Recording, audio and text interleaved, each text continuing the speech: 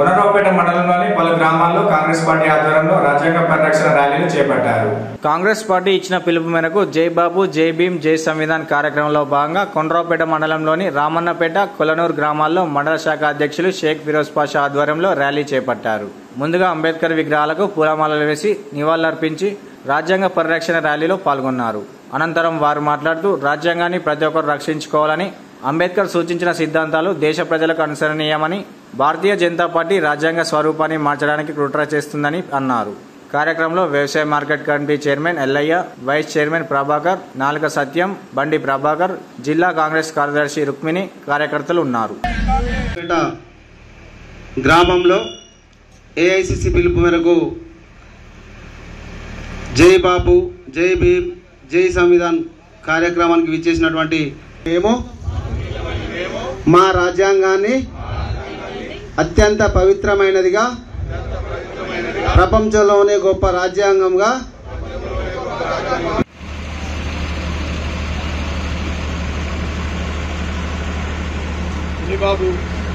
ఏదైతే ఈ రాజ్యాంగాన్ని రక్షించుకోవాలని చెప్పి మన భావి ప్రధాని రాహుల్ గాంధీ గారు పిలుపు మేరకు ఈ పాదయాత్రలు గ్రామాలు చేయడం జరుగుతుంది.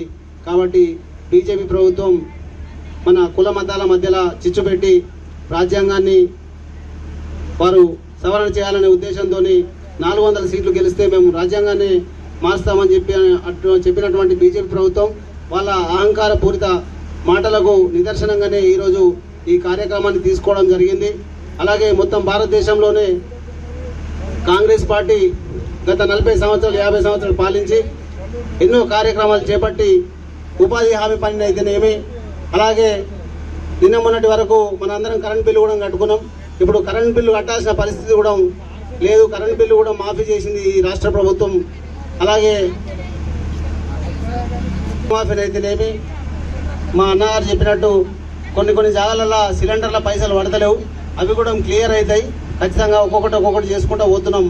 కాబట్టి తెలంగాణ ఖజానాలో కూడా డబ్బులు ఉన్నాయని వాళ్ళు మన తెలంగాణ రాష్ట్ర సమితి ప్రభుత్వం, గత ప్రభుత్వం అన్ని అప్పులు చేసి ఇప్పుడున్న పరిస్థితులలో డబ్బులు లేకున్నాయి. కాబట్టి కొన్ని అధిగమించుకుంటూ పోతున్నాం. అలాగే బస్సు ఫ్రీ కూడా మహిళా సోదరులకు అందరికీ బస్సు ఫ్రీ చేయడం జరిగింది. కాబట్టి దయచేసి మీరందరూ ఆలోచించి కాంగ్రెస్ పార్టీ వెంట నడిచి కాంగ్రెస్ పార్టీని ఆదరించాలని చెప్పి నేను పేరున కోరుకుంటున్నా. ఈ అవకాశం ఇచ్చిన రామన్నపేట గ్రామ ప్రజలందరికీ